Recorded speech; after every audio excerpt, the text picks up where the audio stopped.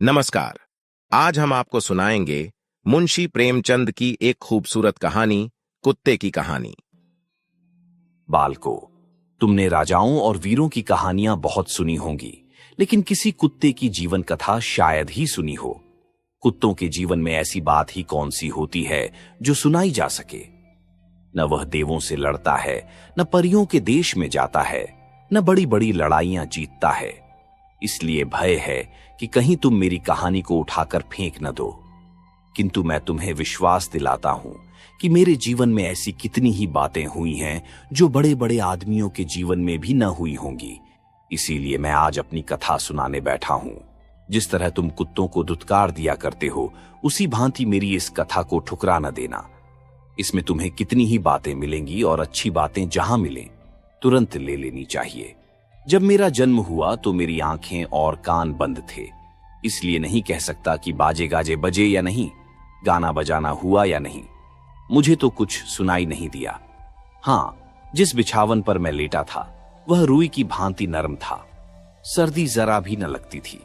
मैं दिल में समझ रहा था कि किसी बड़े घर में मेरा जन्म हुआ है, लेकिन जब आंखें खुली तो मैंने देखा कि एक भाड़ की राख में अपनी माता की छाती से चिपटा हुआ पड़ा हूं।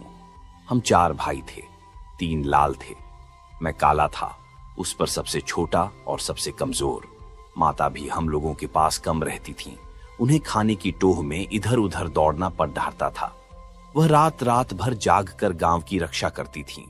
क्या मजाल कि कोई अनजान आदमी गांव में कदम रख सके। दूसरे गांव के कुत्तों को तो वह दूर ही से देखकर भगा देती थी। जब किसी खेत में कोई सांड घुसता तो उसे दूर तक भगा आती, मगर इतना सब कुछ करने पर भी कोई उन्हें खाने को न देता। बेचारी पेट की आग से जला करती थीं। उस पर हम लोगों की चिंता उन्हें और मार डालती थी। इसीलिए जब भूख सताती तो कभी कभी वह चोरी से घरों में घुस जाती और खाने की जो चीज मिल जाती लेकर निकल भागती। उन्हें देखते ही लोग मारने दौड़ते और घरों के द्वार बंद कर लेते।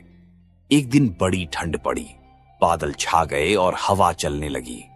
हमारे 2 भाई ठंड न सह सके और मर गए। हम 2 ही रह गए। माताजी बहुत रोईं, मगर क्या करती। गांव वालों को फिर भी उन पर दया न आई। आदमी इतने मतलबी और बेदर्द होते हैं, ये मैंने पहली बार देखा। एक दिन गांव में उत्सव था। एक बनिए के यहां ब्राह्मण भोज था। सैकड़ों आदमी जमा थे। पूरियां बन रही थीं। माताजी बार बार उधर जाती, पर दुत्कार पाकर भाग आती थीं। किसी को इतनी दया न आती थी कि एक टुकड़ा उनकी ओर फेंक दे। एक टुकड़ा दे देने से कुछ कमी न पड़ जाती, पर यह कौन समझाए। जब सब चीजें तैयार हो गईं तो आंगन में पत्तल डाल दिए गए। लोग अपने अपने आसन पर जा बैठे और भोजन पर सा जाने लगा। उसी समय माताजी वहां पहुंची। माताजी भागी नहीं, पूंछ हिलाने लगी और वहीं बैठ गई। वह आदमी जब किसी काम से भीतर चला गया तो माताजी भी दबे पांव दालान में जा पहुंची। उन्हें देखकर चारों तरफ से धत धत का ऐसा कोलाहल मचा कि माताजी घबरा गई। 2-3 आदमी डंडे लेकर दौड़े। माताजी को अगर दालान से निकल जाने का रास्ता मिलता तो वह उधर से बाहर निकल जाती, लेकिन उधर लोग डंडे लिए खड़े थे। इसलिए माताजी बैठे हुए आदमियों के बीच से होकर मोरी के रास्ते बाहर निकल आईं। मगर तमाशा तो देखिए कि माताजी के बाहर निकलते ही भोजन करने वाले भी उठ खड़े हुए। जानते हो क्यों? माताजी के उधर से निकलने के कारण भोजन भ्रष्ट हो गया। विचार होने लगा कि क्या किया जाए। बेचारा बनिया फूट फूट कर रोने लगा। कुछ लोग कहते थे, इसमें दोष ही क्या है? कुतिया ने पत्तलों में मुंह तो डाला नहीं, छूने से क्या होता है। किंतु जो बहुत कुलीन थे वे कुतिया का बीच से निकल जाना ही भोजन को भ्रष्ट करने के लिए काफी समझते थे। आखिर इन्हीं कुलीनों की जीत हुई और सारा भोजन गरीबों में बांट दिया गया। उस दिन माताजी ने खूब पेट भर खाया। ऐसा सुख उन्हें जीवन में कभी न मिला था, लेकिन उस बेचारी के भाग्य में सुख लिखा ही न था।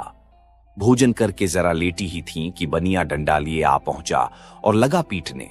माताजी को भागने का अवसर न मिला। जोर जोर से चिल्लाने लगीं। उनका विलाप सुन पत्थर भी पसीज जाता, पर उस निर्दयी को जरा भी दया नहीं आई। मैं मन में कुरह रहा था। अपना कुछ वश होता तो बनिए राम को इस बेदर्दी का मजा चखा देता, लेकिन जरा सा बच्चा क्या करता।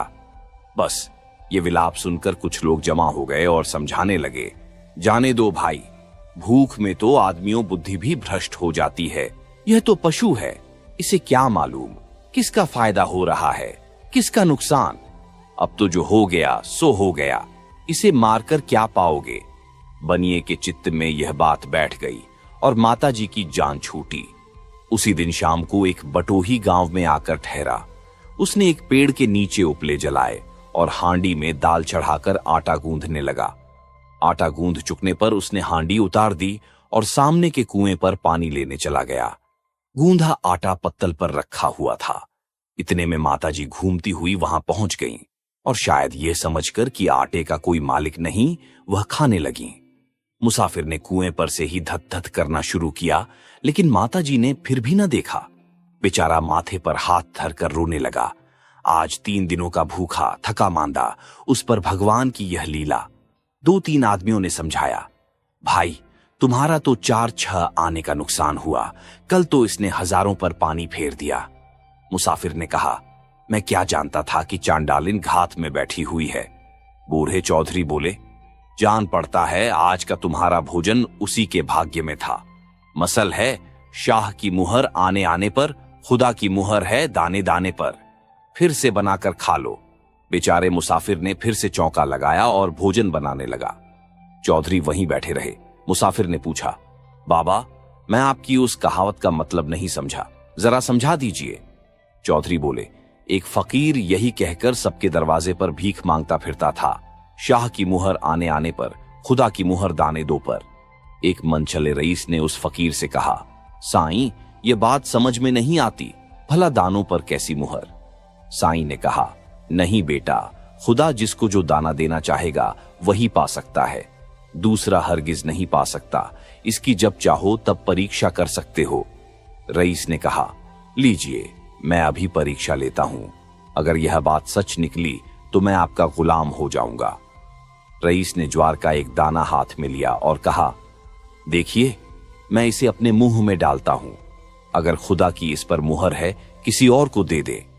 यह कहकर उसने दाने को अपने मुंह में फेंका, पर दाना मुंह में न जाकर जमीन पर गिर पड़ा और एक चिड़िया उठाकर ले गई। रईस भौचक्का सा रह गया।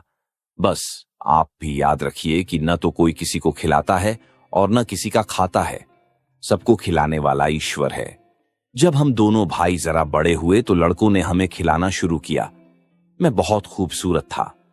मुझे एक पंडित जी का एक लड़का पकड़ लाया। मेरे भाई को एक छपाली का लड़का पकड़ ले गया। मैं पंडित जी के घर पलने लगा। मेरा भाई डफाली के घर, उसे जकिया कहते थे, और मुझे कल्लू। जाड़े का मौसम था। जब सब लड़के धूप में जमा हो जाते तो हमें गोद में ले लेते और चूमते। कोई कहता हमारा बच्चा है, कोई कहता हमारा मुन्ना है। कोई लड़का एक कान पकड़कर उठाता और कहता, देखो भाई चोर है या साह। जब तक कान दर्द न करते मैं न बोलता। बस सब कहने लगे, फेंको फेंको, चोर है। मगर जब कान दुखने से चिल्ला उठता तो सब साह साह कहकर हंस पड़ते। प्रायः यह खेल सैकड़ों बार होता। कोई हमारे अगले पैरों को उठाकर कहता, मुरा मुन्ना 2 पैर से चलता है। यूं चलाए जाने से हमारे पैर दर्द करने लगते थे, पर करते क्या। कभी कभी छोटे बड़े लड़के छोटे बच्चों को मेरी पीठ पर बिठाकर कहते, मेरा लल्लू हाथी पर बैठा है। भला मैं उन लड़कों का बोझ क्या उठाता। जब चिल्लाने लगता तो जान बचती। कोई कोई लड़के तो मेरे गले में रस्सी बांधकर दौड़ाते। भला मैं उनके बराबर कैसे दौड़ता। लेकिन वे अपनी धुन में मुझे घसीटते हुए ले जाते थे। इससे सारा बदन दुखने लगता था। मगर मुझ गरीब का वहां कौन मददगार बैठा था। कभी कभी लड़के मुझे पास वाले गड्ढे में डाल देते और मेरी तैराकी का तमाशा देखते। जब मैं बाहर निकलने के लिए छटपटाने लगता तो लड़के हंस हंस कर कहते, देखो कल्लू कैसा तैरता है। उस समय मैं डूबने डूबने को हो जाता था। पांव जोर जोर से चलाता हुआ किसी तरह किनारे आ जाता और मारे ठंड के कांपने लगता। जब धूप लगने से देह में कुछ गर्मी आती तो कोई शैतान लड़का बोल उठता, अब की मेरी बारी है। सुनते ही मेरी जान सी निकल जाती, मगर भाग कर जाता कहां। कोई फिर पानी में डाल देता। क्या बतलाऊं कि उस समय किसना गुस्सा आता। बार बार यही जी में आ जाता था कि कोई इन दुष्टों को भी इसी तरह डुबकियां देता तो इनकी आंखें खुलती। हम दोनों में से सुखी तो एक भी न था। पर जकिया की दशा मेरी दशा से अच्छी थी। पंडित जी के यहां मुझे रूखा सूखा भोजन मिलता था और वह भी बहुत कम, इसलिए मुझे दूसरे द्वारों का चक्कर लगाना पड़ता था। डफाली मांस का प्रेमी था, रोजाना उसके घर मांस पका करता था, इसलिए जकिया को काफी भोजन मिल जाता था। उसे किसी दूसरे दरवाजे पर जाने की जरूरत नहीं पड़ती थी। कुछ तो बेफिक्री और कुछ पूरी खुराक मिलने की वजह से वह दिन दिन ताकतवर और तंदुरुस्त बनने लगा। मैं कभी कभी भूख से तंग आकर डफाली के दरवाजे पर पहुंच जाता कि शायद वहां कुछ मिल जाए। सोचता, आखिर जकिया भी अपना ही खून है, उसे आरजू मिन्नत करूंगा तो जरूर कुछ न कुछ दे देगा, फिर उसका कोई नुकसान भी तो नहीं है। मैं उसके खाने में हिस्सा लेने नहीं चाहता था, केवल उसकी जूठन चाहता था, पर वह मेरी परछाई देखते ही गुर्रा कर मुझ पर ऐसा झपटता जैसे मैं उसका दुश्मन हूं। वह था मुझसे ताकतवर, इसलिए मैं उसका सामना न कर सकता था। वह दांतों से मुझे खूब काटता और नीचे गिराकर पेजों से खसोटता। जब मैं जोर से चिल्लाने लगता और पूंछ सिकोड़ लेता, तब कहीं जान बचती थी। उठकर ज्यों ही भागना चाहता कि डफाली कह उठता, पंडित का भग्गू कुत्ता, वह भागा, वह भागा। इस पर मुझे बहुत ग्लानि होती थी। मैं फिर जाकर जकिया से उलझ पड़ता और इतनी मुस्तैदी देखकर देखने वाले कहते, वाह कल्लू, वाह, शाबाश। इससे तबीयत और भड़क जाती थी और भी जोर लगाता, लेकिन आज मुझे भागना ही पड़ता था। तब सब तालियां बजाकर मुझ पर हंसने लगते। जोश ठंडा होने पर देखता तो लहूलुहान हो गया हूं। महीनों में जाकर कहीं घाव अच्छे होते थे। घाव अच्छा होने पर यही भी चाहता कि चलकर जकिया को पछाड़ूं और पंडित जी की बदनामी मिटाऊं, मगर अपनी हालत देखकर रह जाता। एक दिन मैं जान पर खेलकर जकिया से उलझ पड़ा। वह भी पूरे जोश के साथ मुझसे लड़ने लगा। संयोग से पंडित जी भी वहां पहुंच गए। उनके पहुंचते ही और लोगों ने कहा, कल्लू भग्गू कुत्ता है, कभी भी जकिया का सामना नहीं कर सकता। इस पर मैंने देखा कि पंडित जी का चेहरा फीका पड़ गया है। तब तो मैंने निश्चय कर लिया कि आज चाहे जान रहे या जाए, मगर जकिया को जरूर पछाड़ूंगा। कुछ ऐसे जीवट से लड़ा और ऐसे दांव पेंच खेला कि बच्चे जकिया को छठी का दूध याद आ गया। देखने वाले कहने लगे कि भाई, आज तो कल्लू ने कमाल कर दिया। ठीक है, मालिक को देखकर उसकी छाती बरहती है। जकिया डफाली को देख देख कर ही इसे रोज पछाड़ता था। आज पंडित जी को देखकर कल्लू ने नीचा दिखाया। मैंने देखा, पंडित जी का चेहरा उस समय खिल उठा था। मोनो मैंने उनकी लज्जा रख ली। अब उन्होंने मेरी खुराक कुछ बढ़ा दी। उधर जकिया पर डफाली और भी तवज्जह करने लगा। एक दिन की बात है कि माताजी डफाली के दरवाजे पर पहुंच गईं। उस समय जकिया वहां मौजूद न था। डफाली ने माताजी की दीन दशा देखकर एक टुकड़ा फेंक दिया। ज्यों ही माताजी टुकड़ा उठाने को आगे बढ़ी कि जकिया पहुंच गया और माताजी पर टूट ही तो पड़ा। संयोग से वहीं पर मैं भी पहुंच गया। फिर क्या था, जकिया से जान बचाकर माताजी मुझसे भिड़ गईं। मैं तो उन पर वार करना नहीं चाहता था, लेकिन वह पूरी ताकत से मुझ पर वार करने लगी। उस समय मुझे बड़ी हंसी आती थी। पेट भी क्या चीज है, इसके लिए लोग अपने पराये को भूल जाते हैं। नहीं तो अपनी सगी माता और अपना सगा भाई क्यों दुश्मन हो जाते। यह तो हम जानवरों की बातें हैं, मनुष्यों की ईश्वर जाने। मेरे पंडित जी के घर अनाज बहुत होता था। घर कच्चा था और चूहों ने अपना अड्डा जमा लिया था। उनके उपद्रव से घर वालों का नाकों दम था। वे लोग चाहते थे कि चूहेदानी लगाकर इनका सर्वनाश कर दिया जाए, मगर पंडित जी यह कहकर टाल देते थे कि चूहे गणेश जी के वाहन हैं, इन्हें तकलीफ नहीं देनी चाहिए, इनके खाने से कितना अनाज कम हो जाएगा। उनका विश्वास था कि चूहे जितना गल्ला नुकसान करते हैं, उसका चौगुना श्री गणेश जी की दया से उपज में बढ़ जाता है। इसलिए जब वह किसी को चूहेदानी लगाते देखते तो उससे 50 बातें कहते। पंडित जी की धाक लोगों पर खूब बैठ गई। जब कहीं देवताओं की भक्ति की चर्चा होती तो पंडित जी का नाम पहले लिया जाता था। कैसे सज्जन हैं कि इतना नुकसान सहने पर भी चूहों को नहीं मारते, नहीं तो लोग आदमी की जान तक ले लेते हैं। जब तक चूहे अनाज की लूट मचाते रहे, तब तक तो पंडित जी अपनी प्रतिज्ञा पर डटे रहे, लेकिन जब उनके वार कपड़े लत्ते पर भी होने लगे तो उनके आसन डोल गए। झाड़ों के कपड़े कुछ संदूकों में रखे हुए थे, कुछ अलगनियों पर। गर्मियों में किसी ने उसका परवाह नहीं की। बरसात में जब उन्हें धूप में डालने के लिए निकाला गया तो सारे कपड़े कुतरे पड़े थे। उन्होंने लकड़ी का संदूक तक काट डाला था। पंडित जी की आंखों में खून उतर आया। चूहों ने एक एक चीज में हजारों छेद कर दिए थे। 200-250 रुपए पर पानी फिर गया था। अब तो पंडित जी ने ठान लिया कि जैसे भी होगा इन चूहों का सवर्नाश करके की छोड़ेगा। उसी दिन एक बिल्ली पाली और 3-4 चूहेदानियां मंगवाईं। फिर क्या था, रोजाना चूहे फंसने लगे। मुझे भी विनोद का मसला मिल गया।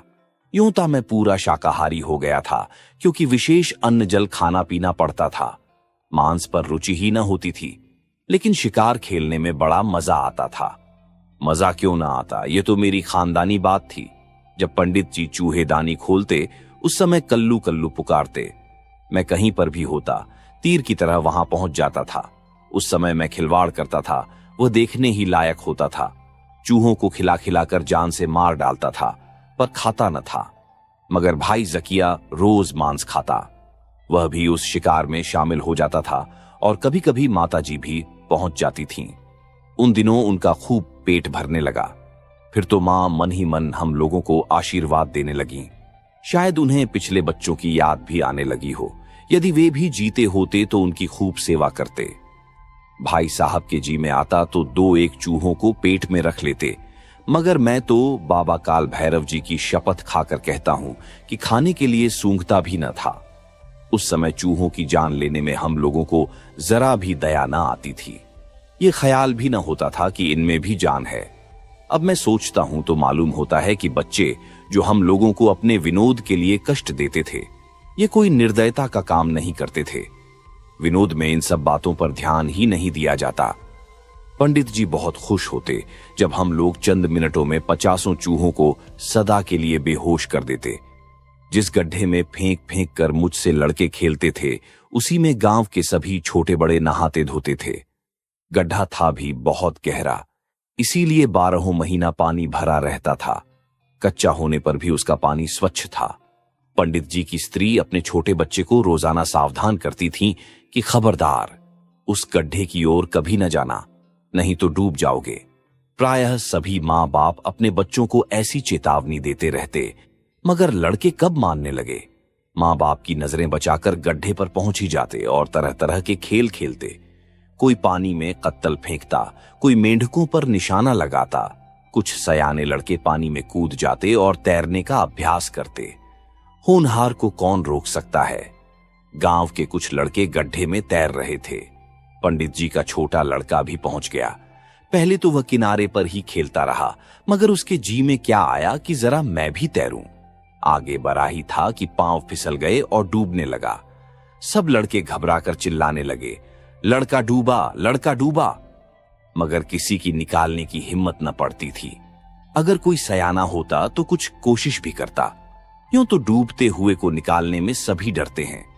डूबने वाला बचाने वाले को इस तरह पकड़ लेता है कि दोनों डूबने लगते हैं। इस काम के लिए बहुत होशियार आदमी की जरूरत होती है। यही बात वहां भी हुई। पंडित जी का बड़ा लड़का संयोग से नहाने आ रहा था। भाई को डूबते देखा तो तुरंत कूद पड़ा, पर छोटे लड़के ने बड़े लड़के को इस प्रकार पकड़ लिया कि दोनों डूबने लगे। फिर तो लड़कों ने और भी शोर मचाया। बात की बात में गांव भर में शोर मच गया। रामू और श्यामू दोनों डूब रहे हैं, चलो निकालो, नहीं तो एक भी न बचेगा। चंद मिनटों में गड्ढे पर मर्दों और औरतों की भीड़ लग गई, पर कूदने में सब पसोपेश कर रहे थे। इतने में मैं भी वहां पहुंच गया। सारी बातें झट समझ में आ गईं। तुरंत पानी में तीर की तरह घुसा। उस समय प्रायः दोनों लड़के चूक चुके थे, सिर्फ जरा जरा बाल दिखाई पड़ रहे थे। मैंने दांतों से उनके बाल पकड़ लिए और पलक मारते किनारे पर खींच लाया। लोग मेरा यह साहस देखकर दंग रह गए। पंडित जी उस समय किसी काम से बाहर गए थे। संयोग से वह भी उसी समय आ गए थे और आदमियों की भीड़ देखकर बाहर ही बाहर वहां पहुंच गए। क्षण भर में उन्हें सब बातें झांत हो गईं। फिर तो उन्होंने मुझे उठाकर छाती से लगा लिया। पंडित जी के आने से पहले ही लोगों ने लड़कों के पेट से पानी बाहर कर दिया था। वे स्वस्थ हो गए थे। अब तो गांव भर में मेरी खूब तारीफ होने लगी। यह कुत्ता पूर्व जन्म का कोई देवता है, किसी बात से चूका और कुत्ते का जन्म पा गया। कोई कहता नहीं, पर इस पर भैरवनाथ का अवतार है। देवताओं की इच्छा ही तो है जिस पर रीझ जाएं। उस दिन से पंडित जी मुझे अपनी जान से अधिक प्यार करने लगे। अब मुझे पेट के लिए किसी दूसरे के दरवाजे पर नहीं जाना पड़ता था। उस समय जकिया भी वहां मौजूद था। उसकी मूर्खता तो देखिए, जिस समय लड़कों को निकालकर मैं बाहर आ रहा था, वह बड़े कर्कश स्वर में भौं भौं चिल्ला रहा था। इस पर कुछ लोगों ने उसे ठेले मारकर भगा दिया। ठीक ही था, कहां तो घबराए हुए लोग लड़कों की जान बचाने की कोशिश कर रहे थे, कहां यह व्यर्थ चिल्ला रहा था। डफाली उसकी यह हरकत देखकर चिढ़ गया। चिढ़ता क्यों न, उसकी तो यह उम्मीद थी कि उसका कुत्ता कभी नाम करेगा। उसने उसे खिलाने पिलाने में कोई कसर न रखी थी, मगर वहां पर सबके मुंह से जकिया के लिए दुर दुर निकल रहा था। उसी दिन से न जाने क्यों वह मुझसे विशेष प्रेम करने लगा। जहां देखता उठा लेता और घंटों तक मेरी गर्दन सहलाता। उस पर उसे मैं धन्यवाद देना चाहता था, पर सिवा पूंछ हिलाने के और क्या कर सकता था। अब उसकी आंख जकिया की ओर से धीरे धीरे फिरने लगी थी। मैं अपने भाई से वैर नहीं करना चाहता था, लेकिन जकिया मेरी जान का दुश्मन हो गया। जहां देखता मुझसे भिड़ जाता। मजबूत था ही, मुझे हार माननी पड़ती। अब पंडित जी जो कुछ लाते उसमें अपने लड़कों की तरह मेरा भी हिस्सा लगाते। मैं भी हर वक्त पंडित जी के साथ ही साथ रहता था। वह किसी काम से बाहर जाते तो मुझे बहुत दुख होता। जब वह लौट कर आ जाते तो पूंछ हिला हिलाकर नाचने लगता।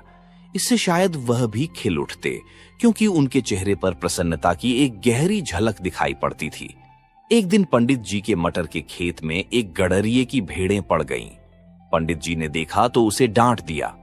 कुछ दिनों बाद गडरिये ने फिर वही शरारत की। अब के पंडित जी ने डांट फटकार के बाद 2-3 थप्पड़ भी जमा दिए। मैंने समझा कि गडरिया अब ऐसी भूल न करेगा, मगर 2-3 दिन के बाद उसने फिर अपनी भेड़ें पंडित जी के खेत में डाल दी।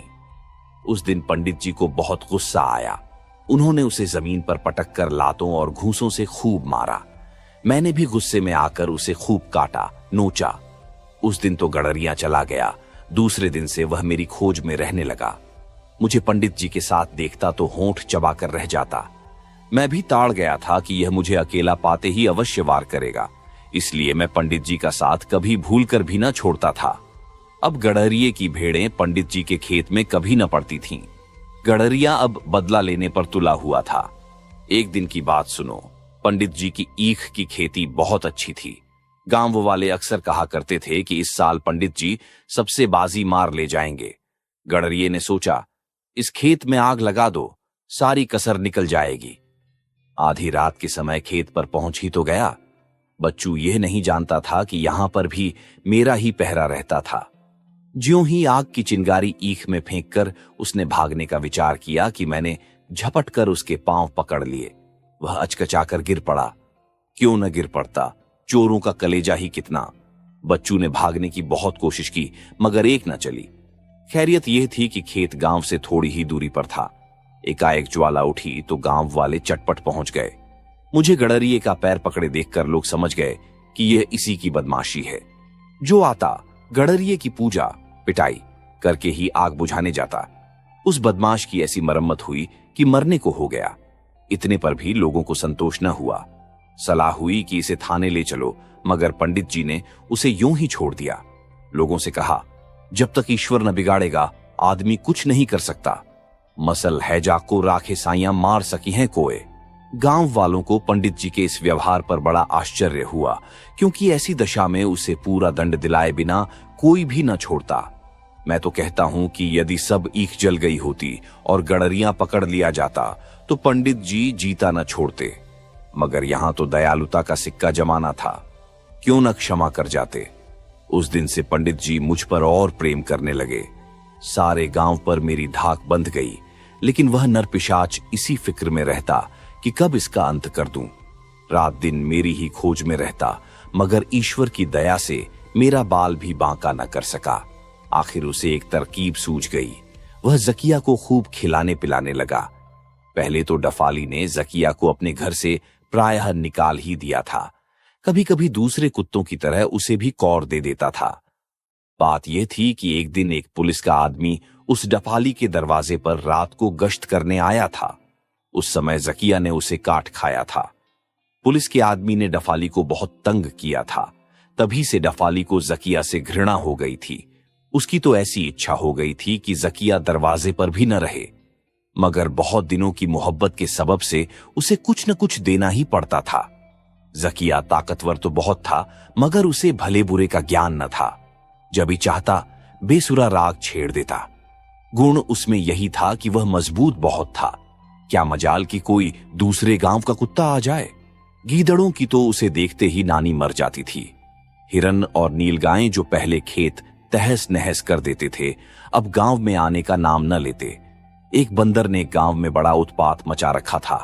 बच्चों के हाथ से रोटी छीन लेता, औरतों को रास्ते में रोक लेता और जो कुछ उनके पास होता वह लिए बिना पिंड न छोड़ता। लोगों को राह चलना मुश्किल हो गया था। गांव भर की खपरेल उलटती थी। जकिया ने उसे ऐसा झंझोड़ा कि बच्चू ने फिर सूरत ही न दिखाई। हां, तो गडरिये ने जकिया को इसी इरादे से खिलाना पिलाना शुरू किया कि वह मुझसे बदला ले, मगर जकिया भी छंटा हुआ था। जो हमेशा मछली और मांस का आदी था, वह भला रूखे सूखे सत्तू पर कैसे टिक सकता। गडरिये की आंख बचाकर भेड़ों पर हाथ साफ करता। इस पर एक दिन गडरिये ने उसे बांधकर खूब पीटा। तब से जकिया उसके यहां से भाग गया। अब वह किसी का नहीं था। कहलाता तो था डफाली वाला कुत्ता, मगर डफाली से उसका कुछ भी संबंध न था। अब गडरिये ने निश्चय किया कि जैसे भी होगा मुझे जान से मार डालेगा, चाहे उसकी जान रहे या जाए। एक दिन उक कमबख्त ने जान पर खेलकर वार कर ही तो दिया। बात यह थी कि पंडित जी मंदिर में पूजा कर रहे थे और मैं नीचे बैठा झपकी ले रहा था। पंडित जी आंख मूंद कर श्री शिव जी का ध्यान कर रहे थे। गडरिये ने पूरी ताकत के साथ एक लाठी जमा ही दी। लाठी ऐसी घात से लगी कि मेरे मुंह से एक चीख निकल गई। फिर मुझे कोई खबर न थी कि मैं कहां हूं। जब होश आया तो अपने को जानवरों से अस्पताल में पाया। कुछ दिनों में अच्छा होकर अस्पताल से चला आया, मगर मेरी कमर बहुत कमजोर हो गई थी। तब तब पूर्वी हवा चलती, जान ही निकल जाती थी। पीछे पंडित जी से पता लगा कि वह मेरी उस चीख को सुनकर पूजा छोड़ बाहर निकल आए और देखा कि गडरिया दूसरा वार करना चाहता है। झट दौड़कर उसे पकड़ लिया और उसकी लाठे से उसे खूब पीटा। तब उसका चालान करा के 6 महीने के लिए सजा करवा दी। फिर तो जेल में उसकी जो दुर्गति या सुगति हुई होगी, उसका अनुभव तो वही करेगा जो कभी जेल गया होगा। ये सब बातें पंडित जी अपने मित्रों से कहते थे तो मैं सुनता था। उस समय से पंडित जी पर मुझे बहुत ही गर्व रहने लगा। मेरा विश्वास था कि पंडित जी के रहते मुझे किसी प्रकार का कष्ट न होगा। कभी मैं पछताता कि आदमी क्यों न हुआ। मेरी माता जी की दशा दिन दिन खराब होती जाती थी। भूख, चिंता, मार, इन सब कारणों ने मिलकर उन्हें पागल बना दिया। एक खंडहर में अकेली पड़ी रहती। मैं एक बार उन्हें देखने गया था। मुझ पर इतनी तेजी से झपटी कि मैं भाग न जाऊं तो मुझे जरूर काट खाएं। उधर से लोगों ने आना बंद कर दिया। संयोग की बात, गडरिया उसी दिन सजा भुगत कर निकला था। एकाएक उसी दिन रास्ते में माताजी मिल गईं और उसके बहुत बचाने पर भी काट खाया। माताजी के दांतों में इतना विष था कि 2-3 दिनों में गडरिया मर गया। किसी की मृत्यु पर खुश होना, चाहे वह अपना कट्टर शत्रु ही क्यों न हो, बुरी बात है, मगर मैं उछलने लगा। गडरिया के मरने से मुझे बहुत खुशी हुई। अब मेरा कोई वैरी न था, मगर इस खुशी ने मुझे जितना हंसाया उतना ही उस खबर ने रुलाया भी कि उसके 2-3 दिन बाद पुलिस ने माताजी को गोली मार दी। मैं कई दिन तक दुखी रहा। भला संसार में ऐसा कौन होगा जिसे माता के मरने का मार्मिक शोक न हो। अब जकिया के सिवा कोई मेरा सगा न रह गया था। उस समय कभी कभी मैं सोचता, देखें हम दोनों का अंत कैसा होता है। यद्यपि उस समय मैं खाने पीने से सुखी था और जकिया दुखी, मगर संतोष इतना ही था कि कहने को भाई तो है, कभी उसके भी दिन फिरेंगे। पहले उसने सुख भोगे, मैंने दुख झेले। अब मैं सुख भोग रहा हूं और वह दुख किसी के दिन बराबर नहीं जाते।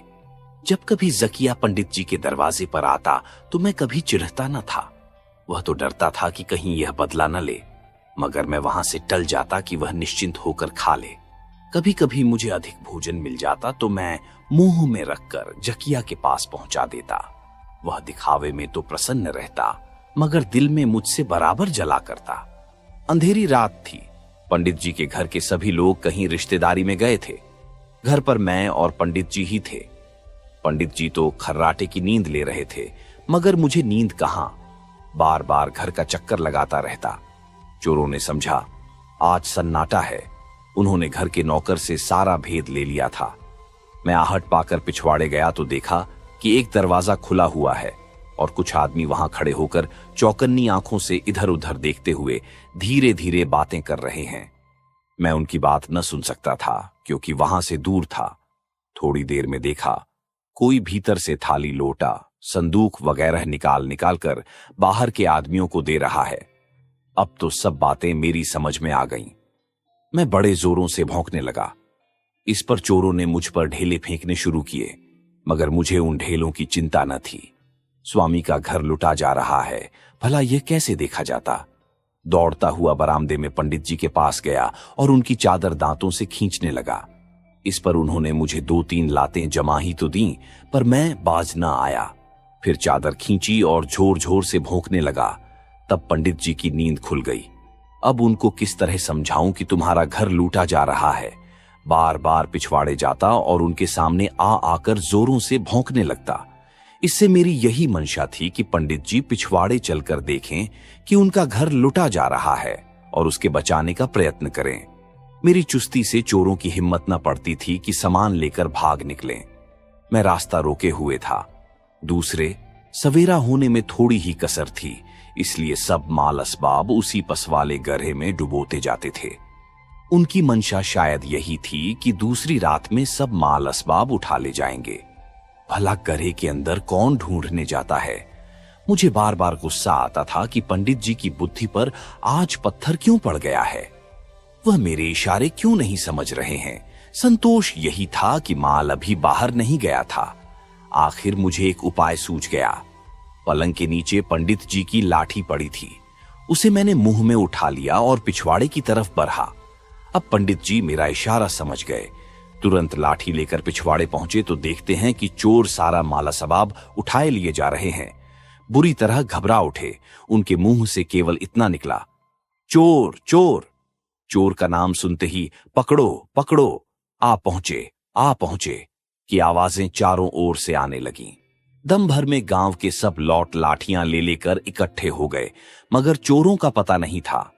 अब यह फिक्र हुई कि चोर क्या क्या ले गए। पंडित जी के तो होश हवास ही ठिकाने न थे। होश आने पर पंडित जी ने घर के अंदर जाकर देखा तो सब कुछ गायब था। सिर पर बिजली सी गिर पड़ी। लोगों ने उन्हें संभाला और समझाने लगे, भैया इतना छोटा जी मत करो, रुपया पैसा हाथ का मैला है, इसके जाने की क्या चिंता। लेकिन पंडित जी बराबर हाय हाय करते जाते थे। मेरी ओर कोई ताकता भी न था। मैं दौड़ दौड़कर गड्ढे के पास जाता और जोरों से भौंकता, फिर आता और पंडित जी के पैरों पर मुंह रखकर पूंछ हिलाता, पर पंडित जी पैर खींच लेते थे। पैर खींच लेना तो कोई बात न थी, वह गुस्से में आकर लातें भी जमा देते थे, मगर मैं अपना काम बराबर किए जाता था। कब तक कोई इशारे को न समझेगा।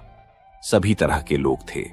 कुछ लोग पंडित जी को तसल्ली दे रहे थे तो कुछ लोगों को हंसी उड़ाने की सूझ रही थी।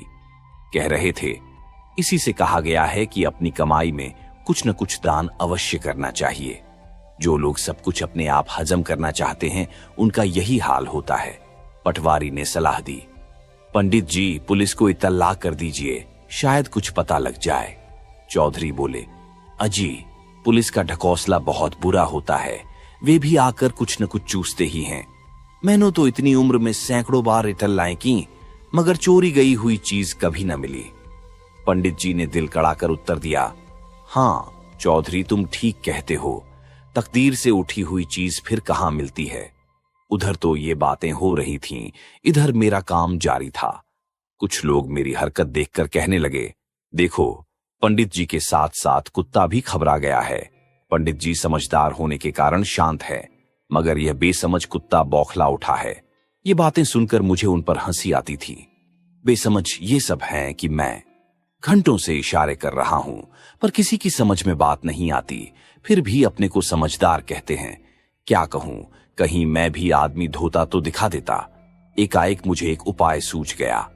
मैं भीड़ को चीरता हुआ पानी में कूद पड़ा और एकदम नीचे घुसकर तह तक पहुंच गया। संयोग से एक करोटी मुंह में आ गई। उसे लेकर बाहर निकला तो मेरी बात सबकी समझ में आ गई।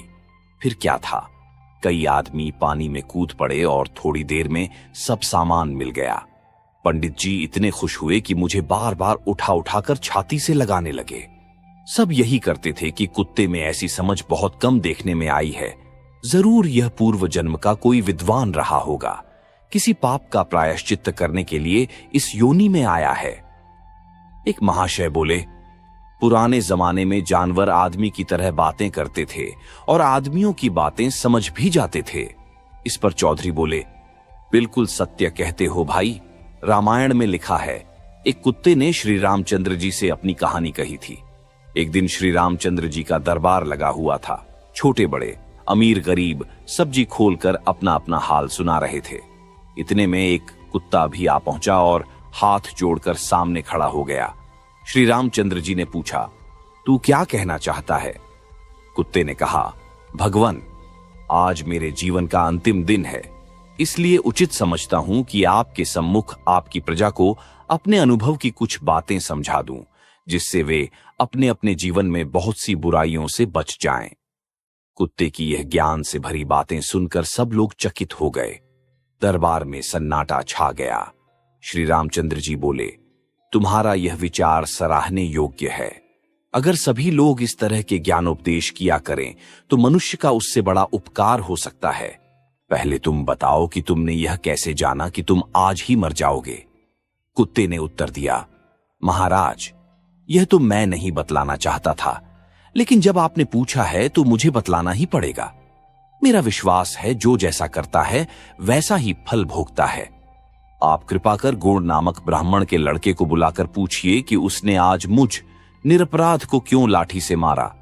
अब हुक्म हो तो मैं बैठ जाऊं और बैठकर बातें करूं, क्योंकि मेरी कमर टूट गई है और अब मैं खड़ा नहीं रह सकता।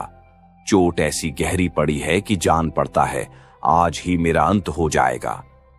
थोड़ी ही देर में सिपाहियों ने अपराधी लो लाकर खड़ा कर दिया।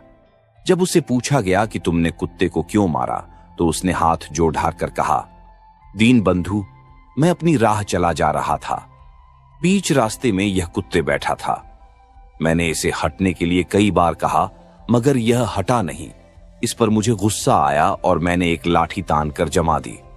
श्री रामचंद्र जी ने पूछा, अगर यह कुत्ता रास्ते में बैठा था तो तुम किनारे से क्यों नहीं निकल गए?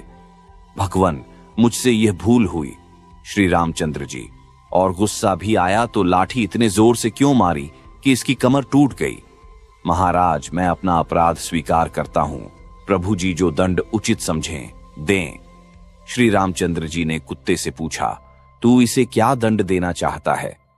कुत्ते ने जवाब दिया, न्याय जो दंड दिलाए वह दिया जाए। श्री रामचंद्र जी, हम उसका फैसला तुम्हारे ऊपर छोड़ते हैं। कुत्ता, तो इसे एक हाथी पर बिठाकर घर भेज दिया जाए और नगर के राज मंदिर का महंत बना दिया जाए। यह सुनकर सब लोग अचंभे में आ गए। यह दंड है या पुरस्कार? श्री रामचंद्र जी भी यह रहस्य न समझ सके। पूछा, यह क्या बात है कि जिसने तुम्हारे साथ ऐसा व्यवहार किया उसे तुम यह पुरस्कार दे रहे हो? कुत्ता, भगवान, इसे पुरस्कार न समझिए, यह भयानक दंड है। यह ब्राह्मण बालक अच्छे आचरण का होता तो देवता हो जाता, मगर महंत होने पर यह कुत्ता होगा।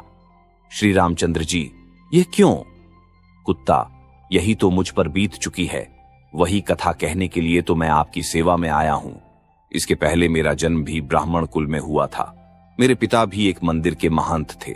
जिस दिन कोई धनी मानी आदमी मंदिर में आने वाला होता उस दिन तो ठाकुर जी खूब सजाए जाते, मगर जिस दिन कोई आने वाला न होता उस दिन मंदिर का दरवाजा भी न खुलता।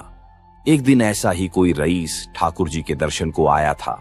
पिताजी ने तरह तरह की मिठाइयां बनाकर ठाकुर जी को भोग लगाया था। जब वह घर आए तो मैं रो रहा था। माताजी दूध और चावल गर्म कर रही थीं। पिताजी को देखते ही मैं मचल गया कि इन्हीं के हाथों दूध भात खाऊंगा। पिताजी मुझे बहुत प्यार करते थे। मुझे तुरंत गोद में उठा लिया और खिलाने लगे। उस समय वह ठाकुर जी की पूजा करके आए थे, इसलिए उनके नाखूनों में घी लगा हुआ था। गर्म दूध में पिघलकर घी उसमें मिल गया। मुझे क्या मालूम था कि जरा सा घी मिल जाने के कारण मुझे इतना कठोर दंड मिलेगा। मैंने वेद पढ़ा और पढ़ाया, यज्ञ कराए और बड़ी निष्ठा से अपने धर्म का पालन करता रहा। मगर जब यमराज के पास पहुंचा तो उन्होंने कहा कि एक तो यह पाखंडी महंत का लड़का है, दूसरे इसने उसका कमाया हुआ अन्न खाया है, तीसरे ठाकुर जी के चढ़ाए हुए घी को झूठा कर दिया, इसलिए इसे कुत्ते की योनि में भेजा जाए। मैं बहुत रोया मगर किसी ने मेरी न सुनी। मैं वही कुत्ता हूं, अतः आप लोग समझ सकते हैं कि मैंने दंड दिया या पुरस्कार। इतना कहकर कुत्ता बेहोश हो गया और ऐसा गिरा कि फिर न उठा। सवेरा हो रहा था, सब लोगों ने अपने अपने घर की राह ली। कुत्ते की वह कथा सुनकर मुझे अपनी दशा पर बहुत दुख हुआ। एक समय वह था कि पशुओं के साथ भी न्याय किया जाता था। एक समय यह है कि पशुओं की जान का कोई मूल्य ही नहीं। इसके साथ ही यह संतोष भी हुआ कि पशु होने पर भी मैं ऐसे धूर्त महंतों से तो अच्छा ही हूं। पंडित जी उस दिन से मुझसे और भी स्नेह करने लगे।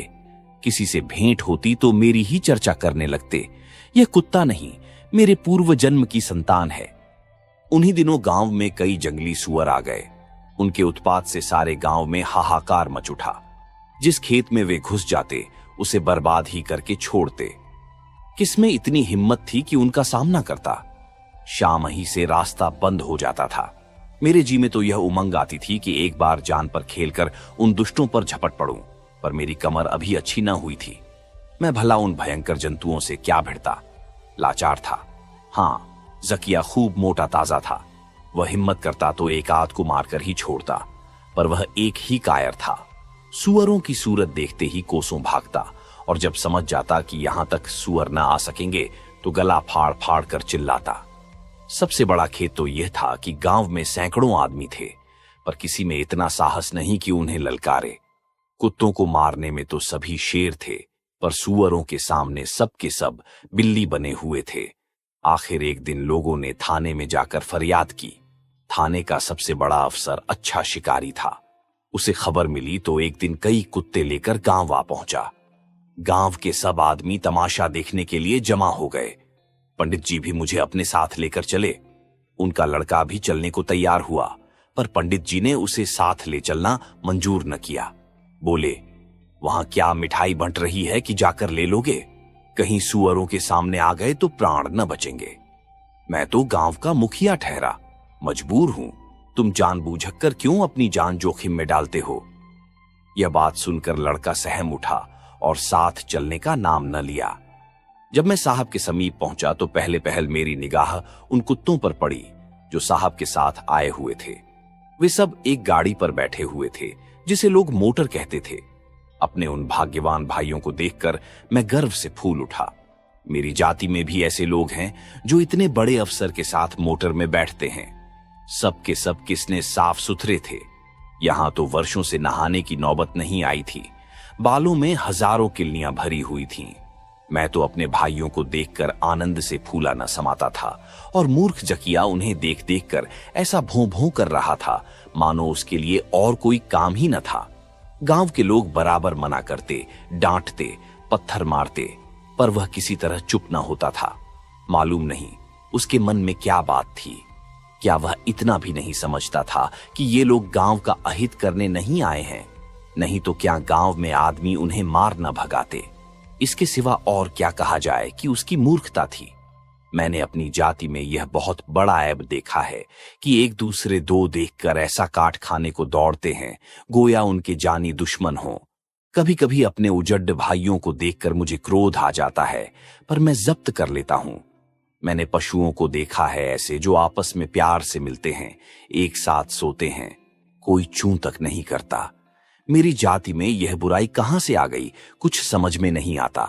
अनुमान से यह कह सकता हूं कि यह बुराई हमने आदमियों से ही सीखी है। आदमियों ही में यह दस्तूर है कि भाई से भाई लड़ता है, बाप बेटे से, भाई बहन से।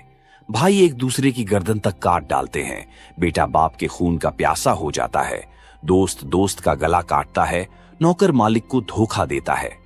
हम तो आदमियों के ही सेवक हैं, उन्हीं के साथ रहते हैं।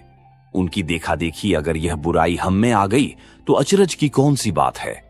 कम से कम हम में इतना गुण तो है कि अपने स्वामी के लिए प्राण तक देने को तैयार रहते हैं। जहां उसका पसीना गिरे वहां अपना खून तक बहा देते हैं। आदमियों में तो इतना भी नहीं। आखिर ये साहब के कुत्ते भी तो कुत्ते ही हैं। वे क्यों नहीं भौंकते? क्यों इतने सभ्य और गंभीर हैं? इसका कारण यही है कि जिसके साथ वे रहते हैं उनमें इतनी फूट और भेद नहीं है। मुझे तो वे सब देवताओं से लगते थे। उनके मुख पर कितनी प्रतिभा थी, कितनी शराफत थी। साहब बहादुर अपने कुत्तों को साथ लिए वहां पहुंचे जहां सूअरों का अड्डा था। वहां पहुंचकर उन्होंने सीटी बजाई और सभी कुत्ते चौकन्ने हो गए। उनकी आंखें चमकने लगीं, नथुने फड़कने लगे, छातियां फूल उठीं, मानो सबके सब साहब का इशारा पाने के लिए अधीर हो रहे थे। उनका उत्साह अब उनके रोके न रुकता था। सूअरों ने भी शायद समझ लिया था कि आज कुशल नहीं। एक भी बाहर न निकला। जब गांव वालों ने ईख के खेतों में घुस घुस कर शोर मचाना शुरू किया तो एक सूअर बाहर निकला। ये जमघट देखकर वह कुछ घबरा गया। शायद देख रहा था कि किसी तरफ से भाग निकलने का मौका है या नहीं। एकाएक साहब के कुत्ते उस पर टूट ही पड़े। देखते देखते सूअर का काम तमाम हो गया। उनकी यह बहादुरी देखकर लोग वाह वाह करने लगे। मेरे मुंह से भी निकल गया, शाबाश भाइयों, सच्चे मर्द तुम ही हो। अब मेरे दिल में भी उमंग उठी। सोचा, एक न एक दिन मरना तो है ही, आज कुछ कर दिखाना चाहिए। आपस में लड़कर या आदमियों के डंडे खाकर मर जाने में कौन बहादुरी है? मैदान में मर भी जाऊंगा तो नाम तो रह जाएगा। इन कुत्तों को भी मालूम हो जाए कि इस गांव में कोई वीर है। इतने में एक दूसरा सूअर सामने आता दिखाई दिया।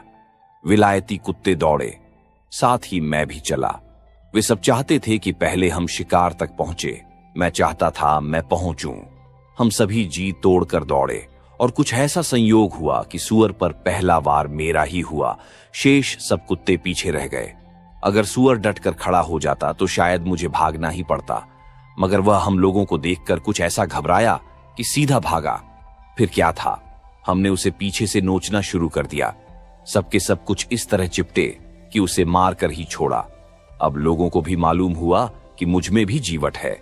साहब भी खुश हुए। उन्होंने मुझे बुलाकर मेरा सिर थपथपाया। पंडित जी भी साहब के पास ही खड़े थे। मेरा सम्मान देखकर खिल उठे। साहब ने पूछा, वेल, ये किसका कुत्ता है? पंडित जी ने हाथ जोड़कर कहा, हुजूर, ये मेरे ही यहां रहता है। साहब, आपका कुत्ता बड़ा बहादुर है। पंडित जी ने कहा, सरकार का इकबाल है। बात पूरी भी न निकल पाई थी, एकाएक तीसरा सूअर निकला और साहब पर झपटा। साहब के हाथ पांव फूल गए। यदि एक क्षण की और देरी होती तो सूअर उन्हें जरूर मार डालता। उनके हाथ में बंदूक तो थी, पर वह ऐसे घबरा गए थे कि उसे चला न सकते थे। मैंने देखा कि मामला नाजुक है। अन्य कुत्ते दूर थे, मैं वहां अकेला ही खड़ा था। सूअर से भिड़ना जान जोखिम था, पर साहब की प्राण रक्षा करना जरूरी था। मैंने पीछे से लपक कर सूअर की टांग पकड़ ली। उसका पीछे फिरना था कि साहब संभल गए और बंदूक चलाई। सूअर तो गिर पड़ा, लेकिन मुझे बुरी तरह घायल कर गया। घंटों होश न रहा कि कहां हूं। जब होश आया तो देखा कि मैं रुई के गद्दे पर लेटा हुआ हूं और 2-3 आदमी मेरे घावों को धो रहे हैं। साहब के बंगले पर मुझे ऐसी ऐसी चीजें खाने को मिलने लगीं जिनका ख्याल मुझे स्वप्न में भी न था।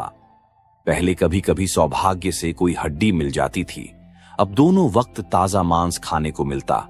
कभी कभी दूध भी मिल जाता। खानसामा रोज साबुन लगाकर नहलाता। पहले तो मुझे साबुन का नाम भी नहीं मालूम था, क्योंकि पंडित जी के यहां साबुन लगाने का रिवाज न था। अब जब साहब नौकर से कहते, कल्लू को सोप से नहलाओ, तो वह कोई टिकिया सी चीज लेकर मेरे गीले बदन पर रगड़ता। उस वक्त मेरे बदन से सफेद फेन निकलने लगता था, ठीक वैसा ही जैसा दूध का फेन होता है। उस फेन से ऐसी खुशबू निकलती थी कि जी खुश हो जाता था। साहब शाम के वक्त मुझे मोटर पर बिठाकर हवा खिलाने ले जाते। मेम साहब भी साथ होती। उस वक्त उनकी बात तो मेरी समझ में ना आती, लेकिन बार बार कल्लू का नाम सुनकर समझ जाता कि मेरी ही चर्चा हो रही है। मेम साहब कभी कभी मुझे गोद में उठा लेती और मेरा मुंह चूमती। उस समय मुझे कितना आनंद मिलता था, कह नहीं सकता। मैं भी पूंछ हिलाता और उनकी गर्दन से लिपट जाता। अगर वह मेरी बोली समझ सकती तो उन्हें मालूम हो जाता कि हम लोग प्यार का जवाब देने में आदमी से कम नहीं है। कुछ दिन मुझे पंडित जी की याद बराबर सताती रही, लेकिन धीरे धीरे सारी पिछली बातें भूल गई। सुख में दुख की बातें किसे याद रहती हैं। एक दिन शाम के वक्त हम लोग सैर करने जा रहे थे तो क्या देखता हूं कि बेचारे पंडित जी चले आ रहे हैं। पंडित जी को देखते ही मुझे पिछले दिन याद आई अगे। मोटर से कूद पड़ा और उनके पैर पर मुंह रखकर पूंछ हिलाने लगा। पंडित जी ने मेरे सिर पर हाथ फेरा तो मैंने देखा कि उनकी आंखें डबडबा आई हैं। उनके मुंह पर धूल जमी हुई थी, होंठ सूख गए थे और पैरों पर मानो गर्द जमी हुई थी। कपड़े मैले हो गए थे। मुझे उन पर दया आ रही थी। साहब ने पूछा, वेल पंडित, हैं तो अच्छी तरह। पंडित, सरकार की दया है। साहब, क्या काम है? पंडित, हुजूर, अपने कल्लू को देखने आया हूं। सरकार, क्या कहूं, जब से यह चला आया है मेरे दुर्दिन आ गए। एक क्षण के लिए भी इसकी सुध नहीं भूलती। इसकी जगह खाली देखकर रोया करता हूं। सरकार, यह मेरे घर का रक्षक था, मुझ पर दया कीजिए। साहब, तो क्या चाहता है? पंडित, यही चाहता हूं कि सरकार कल्लू को अब मुझे दे दें। परमात्मा आपका कल्याण करेगा। इसके बिन मैं कहीं का नहीं रहूंगा। साहब, ओ पंडित, तुम बड़ा मक्कर करता है। हम यह कुत्ता तुमको नहीं दे सकता। इसके बदले में मेरा कोई विलायती कुत्ता ले जाओ। मैं इस समय बड़ी दुविधा में था। पंडित जी का प्रेम देखकर इच्छा थी कि इन्हीं के साथ चलूं, पर यहां के सुखों की याद करके जी कुछ हिचक जाता था। साहब ने नहीं कर दी तो पंडित जी निराश होकर बोले, जैसी सरकार की मर्जी। जब कल्लू ही नहीं है तो विलायती कुत्ता लेकर मैं क्या करूंगा? ये कहकर पंडित जी रो पड़े। उस समय मैंने निश्चय किया कि यहां रहते हुए भी मैं पंडित जी के घर की रक्षा करने के लिए रोज चला जाया करूंगा। यहां कुत्तों की क्या कमी? साहब ने कहा, हम जानता है कि तुम इस कुत्ता को बहुत प्यार करता है और हम तुमको देता, लेकिन हम बहुत जल्द अपने देश जाने वाला है। हां, तुम इसका जो दाम मांगो वह हम दे सकता है। पंडित जी ने इसका जवाब कुछ न दिया। साहब को सलाम किया और लौट पड़े। एकाएक उन्हें कोई बात याद आ गई। लौटकर बोले, सरकार, विलायत से कब लौटेंगे? साहब, ठीक नहीं कह सकता, मगर जब हम आएगा तो तुमको इतला देगा। अगर साहब ने मेरे विलायत जाने की बात न कही होती तो मैं पंडित जी के साथ जरूर चला जाता। उनका दुख मुझसे देखा ना जाता था।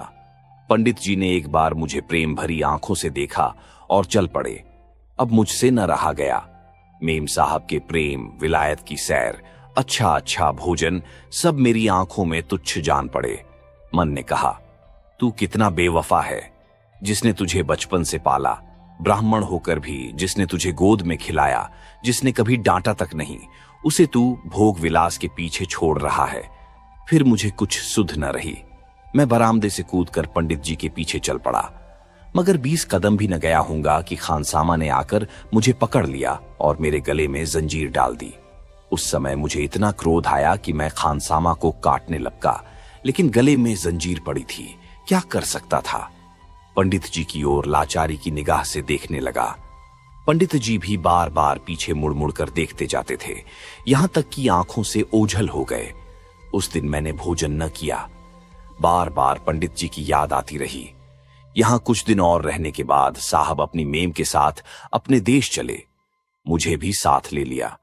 रास्ते में क्या क्या देखा, कहां कहां ठहरा, कैसे कैसे आदमियों से भेंट हुई, ये सब बातें कहने लगूं तो बड़ी देर होगी।